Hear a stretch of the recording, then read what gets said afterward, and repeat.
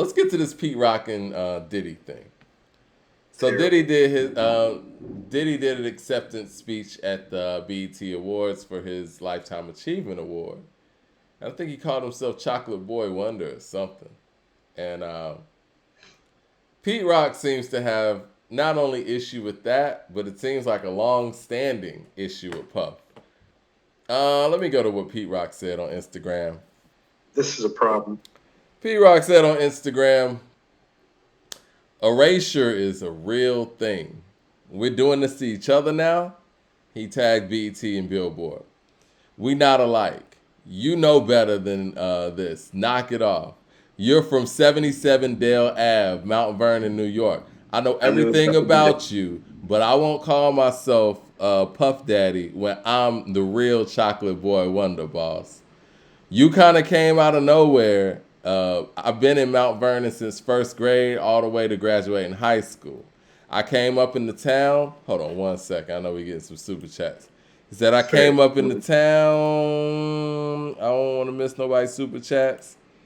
Okay. I came up in the town. My brother, Grape Lover, taught you dance steps in your garage on Dale Ave. I touch drum machines and make beats for real. You can't erase what I've done in music or try to take my name. LOL. Everyone in hip hop knows who the Chocolate Boy Wonder is. You brought Biggie to the basement only to diss me later and not use me on any of Biggie's projects. You cut me out of the One More Chance video when Biggie himself invited me. You Oh, is you this got really going on? yeah, you got to where you wanted to be by shitting. But I'm sorry, wanted to be, then shitted. My gift is from God the Almighty, Mr. Puffy, shaking my head. I made those hits for real. There's no comparison, dude. I've been here before you. Don't let me go in on you because it's a lot there. Just knock it off when the Chocolate Boy Wonder with Chocolate Boy Wonder shit. I'm flattered though, bruh. But you wanted my attention. I guess okay, you got it. Now your own name.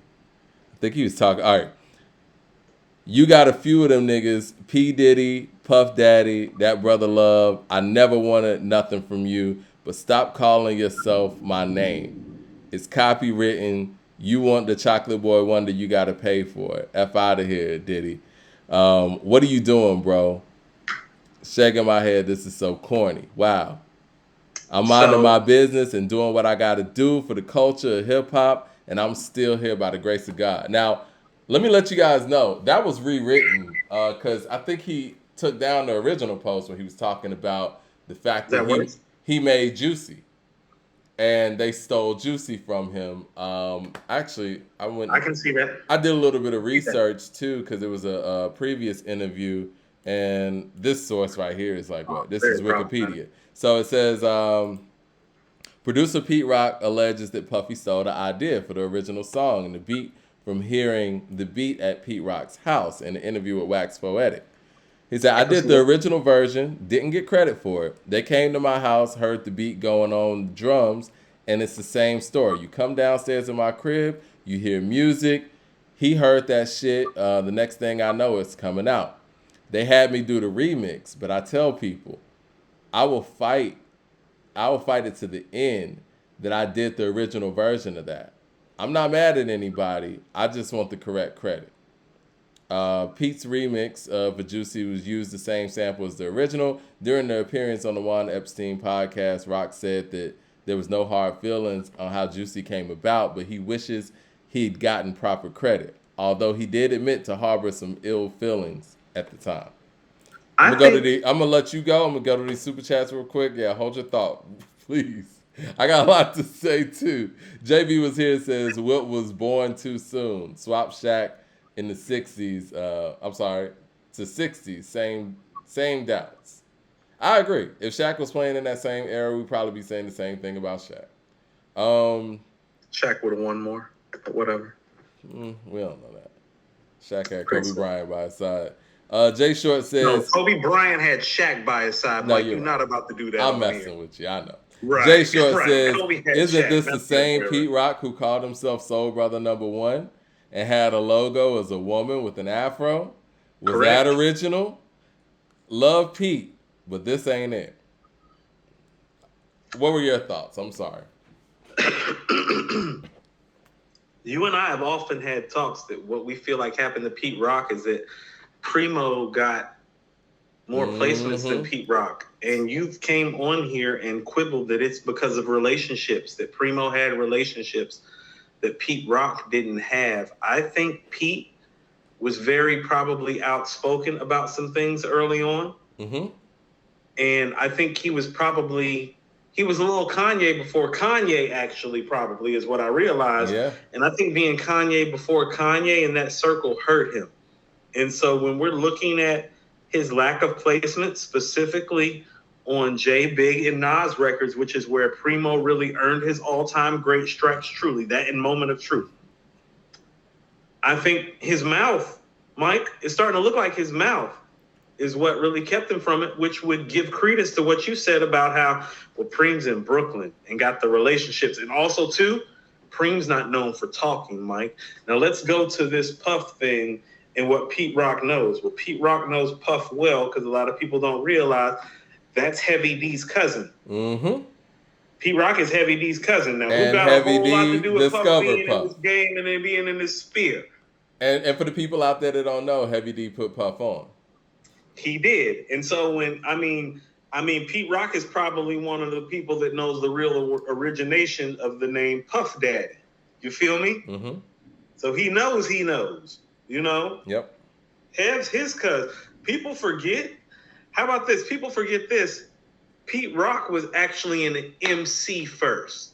He was just trying to make his way through making beats. It just so happened that he kept running into guys like, oh, I don't know, CL Smooth, Nas.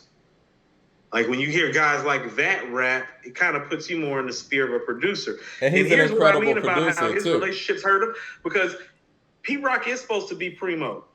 Who did Run DMC call for Down with the Kings? Exactly. I agree. And so his mouth, it appears, is what kept him from his spots. Because if you go beat for beat, oh, well, he's there and he's got everybody there. Well, every time that he did get a feature, he killed it. Just like you said. With the Rakim joint. Great. The saga begins.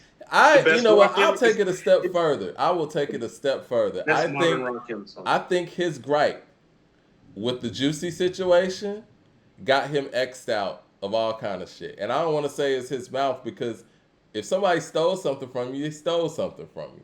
And with him saying that he just wants his credit, ain't no problem, sounds like he might have got paid for it, but he's still not good with it. You know what I'm saying? Under the table type of stuff. Because you know what, making Juicy, that's life-changing shit. You know what I'm saying? Like, this is an all-time classic. Him getting credit for that. And then the fact that if you took Juicy from him, and this is Pete Rock, Mount Vernon and everything, they got all kind of connects when you think about, you know, the parallels between him and Puff. And that really threw me off too. And he said that Big invited him to the One More Chance video. He's in the video, and Puff cut him out of the video.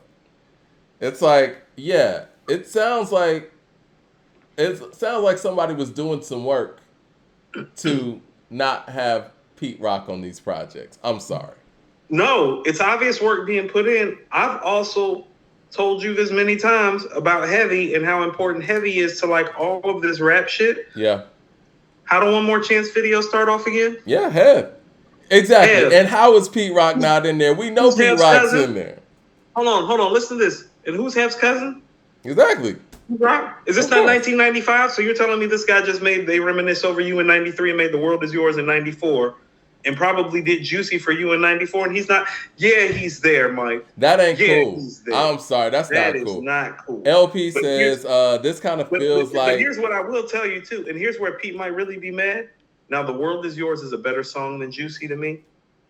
But Juicy, that's the type of check that comes in for the rest of you. I know. That's like getting 100, 200, 300, 400 grand a year. That's fucked up, right? Right there. It's fucked up, right? Right, Mike. Juicy is one of those songs that they're I even going know. to play it at the white club that's trending. Well, I mean, not even club. You're gonna hear that song for the rest of our lives, No, club and play after matters in that. terms of like situation. You know what I'm saying? Yeah, LP Yeah. says this kind of feels like when DJ Quick thought that Dr. Dre was hating because he didn't see his music on Apple Music, but it was there. The underdog bitterness. Now, I think this is a little deeper than that. And after we go through the super chats, I'm gonna go through some of the parallels too because I don't It's think all Pete very Rock problematic. just. I think this is just one of those situations where it was the straw that broke the camel's back. LP says Pete had a He's just tired, Mike. yeah, LP says Pete had a major ego. Also, can't live without samples, so he lost streams earlier than most. Why pay all that money for samples when you can't get it cleared? But see, this is an era where shit was getting cleared. Now, if we're talking about the early 2000s, when things moved to like Lil Jon and Manny Fresh in the South, I would feel you. But he got X'd out of very important eras of the 90s with samples. Diana Ross samples are getting cleared. Sting samples are getting cleared. So that's not an excuse. Mad Max says, LOL, it's always the outspoken uppity brother who gets cut out. I understand, Pete. I'm like that too. This is the thing, and this is why I think it's easy to write certain people off as quote unquote bitter, and I think that's unfortunate that we do that. But once again, they're from the same place. Right. This man's actually a producer for real. I mean, on Real, from real. a hip hop standpoint, where he puts his fingers to the beat machine and finds the sample, cuts the shit, puts it out, all that shit. He made When They Reminisce Over You. We're not gonna front on him on that, right? Lay And down with things. we've never seen Puff in front of a beat machine, so I'm sure that that parallel is whatever too. And then my cousin puts you on, and then you invited Big to my house. Y'all heard this Juicy sample in the back, took it, didn't give me credit for it. Okay, whatever. Try to pay me on the back end or under the table. Fine, whatever, whatever. And like Coop said, this is a song that now the residuals are stupid. And then on top of that, Big invites me to the One More Chance video that's full of cameos out the ass and sounds like he got word that he was intentionally cut out. And So on top of that, we got a double disc coming. I'm not on that either. I don't even get the opportunity to work with Big. hold on and listen. When I mean like literally, well, Havoc's on there. Everybody's Primo's on there. RZA, they were able to get a track out of Wu-Tang Clan on there. They got a beat from RZA on there. Long Kiss Goodnight's produced by RZA. I mean, you know what Bad Boys Hitmen look like? Nasheem Myrick, Stevie J, Carlos Brody. Yeah. Yeah. No, it was a collective of everywhere. You had Easy Mo B on there making Easy songs Mo from B's on California. there. No, they literally. So here's actually what I was thinking while we were having this discourse. This is why these conversations are beautiful. I just realized it's like, where Pete Rock may have played himself some too is treating himself too much like a rapper. Because here's what I'll tell you. He's coming around the same time that Q-Tip is while Q-Tip's working on Instinctive. I told you that whole little producer crew from that time is Large Professor, Pete Rock, Primo, Q-Tip. Yeah, the Those are the Illmatic guys. crew. Huh? The Illmatic crew. They would go shop for vinyl together and use each other's vinyl. Right, but they're all getting on around the same time too. Yeah. Now, Professor and Pete Rock rap, okay? They are not Q-Tip on the mic or anything remotely close, voice-wise, lyrically-wise, anything. And I think maybe where Pete Rock is hurt at is that he's always had kind of an MC's ego. Because I can't even lie. Like, I listened to True Master again the other day, Mike. It's like, no, we need to cut your verse out and just let Deck and Corrupt have this song. And that's what a smart producer without an ego would do with a record like that. Or on a lot of these records. Well, I think the one that really makes me feel that way is The Game. The Game? And then he went after Ghost. Ghost just went crazy. You just end the song right. I mean, I'm sorry. It's what? It's 1998, and you're on a record with Deck and Corrupt, and then you're on a record with Ray, Ghost, and Prodigy. It's like, nah, fam. you're thinking too much of yourself as an MC, and maybe that's part of what hurt him too. And maybe part of that hurt comes from feeling shunned as a producer, because he's looking at Illmatic and he's like, well, I just produced the best record on there. He's looking at Juicy and he's like, man, like that's the shit that blew Big up. Like that's really my shit, you know. And here's how big Juicy is.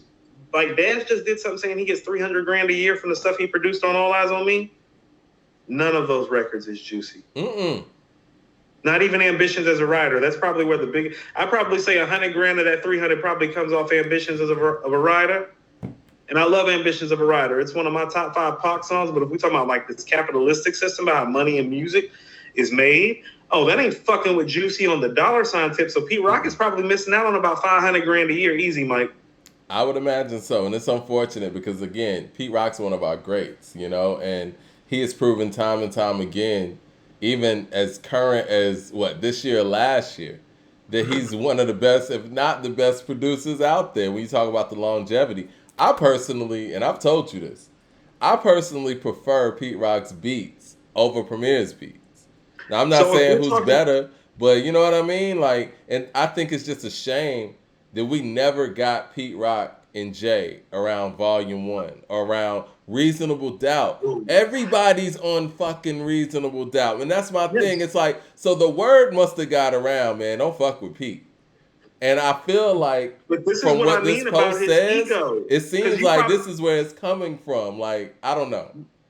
No. I think that's one side of where it's coming from. I think the other side of it is his ego that wants to rap and is like, well, Pete might show up and want to do a verse too. And these niggas is probably like, no, because think about it. Q-Tip is showing up for Illmatic and Infamous sessions not wanting to rap. Like, I'm not trying to rap with these niggas. He did one verse on Drink Away the Pain. He showed his ass. It's one of the best verses of his career. And then he's out. Primo's not wanting to rap on these tracks. Listen to Pete Rock, Soul Survivor. When did Soul Survivor come out? In 98. He's still trying to rap, Mike, and that's part of the problem, too. It's like, yeah, the nigga Pete gonna want to rap if he give you a track, though, Jay. It's like, nah, he can keep that. Even on The World Is Yours, is he not on the hook? This is true. Name one other, like Q-Tip's on the hook doing One Love. You want to know why Q-Tip's on the hook doing One Love? Because he's got one of the best fucking rap voices ever, and it sounds good. It's true. LP with the super chat says they weren't, Mike. They were getting sued like crazy. Pete was suing, was using samples, didn't clear them, and got caught later. This happens a lot to them. What are you talking about? No, Preem's talking about the moment of truth. The same thing was happening to Preem and Q-Tip and Large Pro and all those guys. He did not go through anything different. No, I'm talking about Puff Daddy, man. Sting got paid off of I'll be missing you. No. Puff was paying niggas. Like Puff was getting the samples okay because people knew that Puff was gonna make a big enough record off of it to pay you and for you to make more money. Those samples were getting cleared. Coming out from Diana Ross for More Money, More Problems was getting cleared. The Mace record, with Cool in the Gang. Gloria Stefan shit, bad, the Cool in the Gang joint.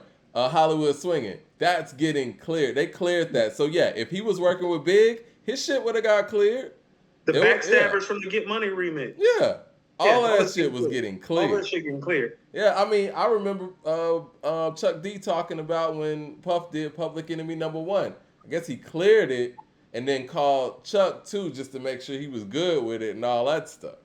People like asked Nas Pete to do the chorus. Okay, so Nas asked Pete to do the chorus. Did Nas ask Pete to do a whole rap album with rappers when he was supposed to be the producer and rap on almost every record and slow down some of the records? Because when you think about it, some of those records are all-time great rap records if you omit his verse, like True Master, Truly Yours, The Game. Take his verse off. Tell me that's not some of the best rap shit ever, period. Yeah, honestly, man. And I love Pete Rock. You know how I feel about Pete Rock.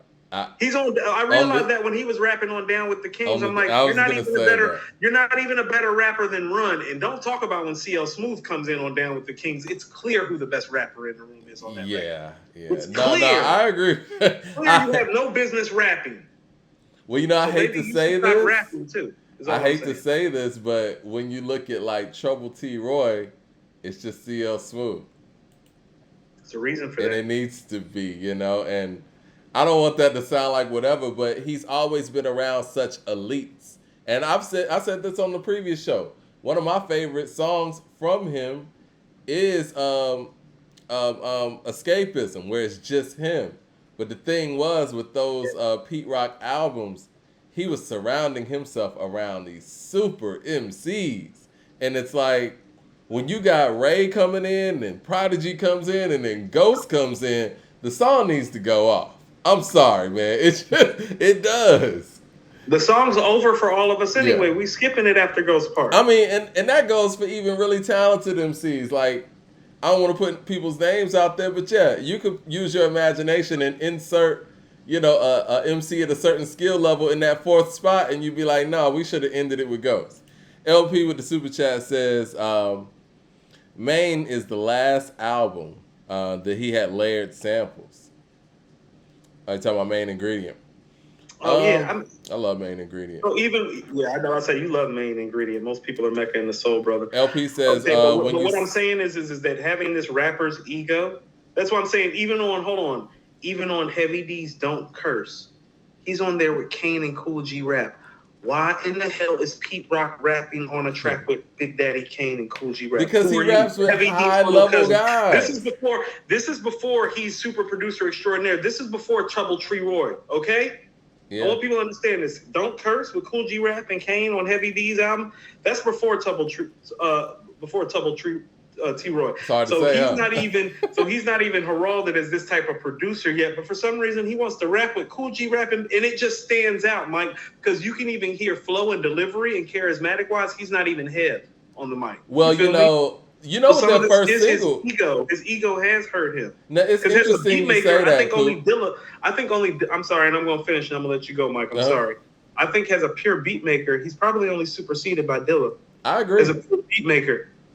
What I was going to say, though, is what their first single was? The Creator. And it's just him. And I'm sitting there like, why is CL Smooth being sidelined? You know how I feel about CL Smooth, too. I feel like he's one of the most underrated MCs ever. He wrote one of the greatest hip-hop songs of all time, and he's never in these conversations. LP with the Super Chat says, when you sell a beat to a label, you have to show every sample used, and he wasn't doing that. So he wasn't showing the samples. With all that said, Mecca, top 5 producer album ever. Produced album ever. No. Listen, man. I've heard those stories when it comes to De La and Prince Paul. They had a lot of layered stuff. Even Public Enemy had a whole lot of layered stuff, but Bomb Squad was turning in what they needed to turn in, and that stuff got cleared. Shakara Speaks says Jay Dilla is a child of Pete Rock. I agree. I can agree with that. I'm talking about like he asked Pete Rock to sing the hook. What about the other stuff that I just brought up? Can y'all explain Down with the Kings? Yeah, Don't Down Curse, with the King, The Game, and album. True Master. You get what I'm saying? This is like, no, you got a point. Hook. I'm talking about, why is he on Down with the Kings with Run DMC's comeback with CL Smooth rapping when he's not even a better rapper than Run or DMC? Why is he on Don't Curse with Heavy D and Cool G rapping Big Daddy Kane? Y'all keep talking about singing him he's singing a hook on The World Is Yours. That's fine. He can have that. Nas asked him to sing a hook. What about all this other evidence that I'm giving you? LP with the Super Chat says, I'm showing you where he's trying to be a rapper. LP with the Super Chat says CL talked about it on Straighten It Out, second verse. Okay. JB was here says Hawks just got Deontay Murray. Yeah, I saw that, Mike. We just traded Danilo Gallinari and some picks for Deontay Murray. Okay. You know what that means? That means the Hawks are serious about playing defense, and they know that Trey defensively is a liability, so they're pairing him with a backcourt partner who is tall, because DeJounte is about 6'7", and he's also defensively stout. So He'll be. How about this? He'll be guarding the Kyries of the world, and the Hardens, yes, and the Currys when they come to town from now on. Not Trey. So guess what this does? They're turning Trey into an Iverson combo guard. This is his Eric Snow combo guard. This is his Joe Dumars. I like it. Yes, Shagara Speak says, I love the move, actually. J. Rue Can't Stop the Prophet remix. Pete Rock. Yeah, man. And then, you got that Shut 'Em Down remix. And see, that's what I think that kind of pushed Pete Rock into doing the remixes, too. He wasn't getting these placements that he should have been getting. Right. Isn't he rapping on the Smoke DZA album, too? That's what I'm saying. Jay Short with the Super Chat says that Soul Brother album was fire. Yes, it was. It was. And it would have been a hip hop classic had he not been rapping on it, though. You know, again, I love Pete Rock, and I hate to Me say too. that It's you're called like right, a but too. you're right. I never really thought about it in those terms, but I could Yeah. see somebody like Jay being like, "Yeah, but he gonna want to rap, man," because you see how they treated Kanye. You know what I'm saying? But see, they didn't These are have rappers, Mike. right This is Nas, Big, and Jay. We talking about these ain't regular rappers. It's like they ain't trying to hold airtime with you. They like, man, we next. because they weren't trying to get Kanye no verse on nothing. And Kanye's a far superior rapper than Pete Rock could ever pray to be on his best day. LP with the super chat says samples clear for what was reported. They found the unreported samples later. And Coop, yes, it is. The horn is used in Mecca. Horns used on Mecca are unmatched. Well, yeah, I'm gonna do some research on those samples that weren't clear for them. Like I said, I normally hear that story when it comes to De La Soul and Prince Paul because they had so much that was layered. And Tommy Boy was, I think the story was that Tommy Boy said they cleared something that wasn't actually cleared. And honestly, at the end of the day, De La had to pay the price for it. But I think it's so messed up because at the end of the day, the company that put this out, they should be the one liable, not the artist, right? I gave it to you with all these checkpoints, and you got to go double check and make sure everything's clear. And if it's not, it was put out under your label. So I don't understand how the artist has to fit the bill for that. But whatever. I don't quite understand that either. Yeah, I mean, I guess it's just whatever they say goes. But yeah, that happened. Over, I think the Chocolate Boy Wonder thing that Puff said, and he knew what he was saying. I think that was just the straw that broke the camel's back. Oh, we got Puffy in the building with a super chat. It said the Combs 444. He said I can't I can't curse because Heavy D says so. Now back to the subject. I catch wreck. Come on, like a 5-year-old. I can write. I can write that. Oh, come on, like a 5-year-old can write that. Sorry, LOL. I mean, you know.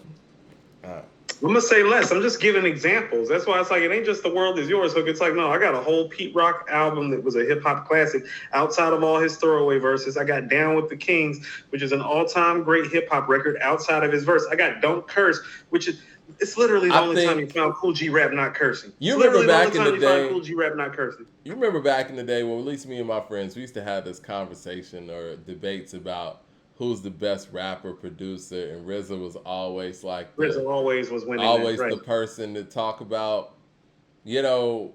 Q-Tip. But see, I didn't know Q-Tip was making what he was making then. And if I knew that, we didn't find this out till later, Mike. Yeah, I didn't find this out until later.